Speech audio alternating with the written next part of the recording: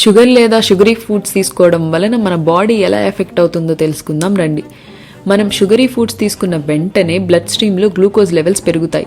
దీనికి రెస్పాన్స్గా pancreas ఇన్సులిన్ని release చేసి blood స్ట్రీమ్లో ఉన్న గ్లూకోజ్ని బాడీ సెల్స్కి పంపిస్తుంది ఎనర్జీ కోసం.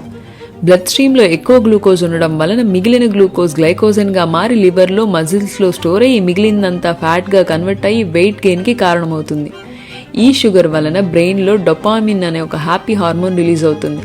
అందుకే షుగరీ ఫుడ్స్ అంటే అందరికీ అంత ఎక్కువ ఇష్టం ఉంటుంది.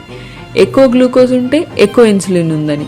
ఈ ఎక్కువ గ్లూకోజ్ వలన టైప్ 2 డయాబెటీస్ వస్తాయి. ఇన్సులిన్ ఎక్కువ ఉండడం వలన ఇన్సులిన్ రెసిస్టెన్స్ వచ్చి బ్లడ్ ప్రెషర్ ఇంక్రీజ్ అవుతుంది. అలాగే మన మౌత్లో ఉండే హార్మ్ఫుల్ బ్యాక్టీరియాకి కూడా షుగర్ అంటే ఫేవరెట్ ఫుడ్.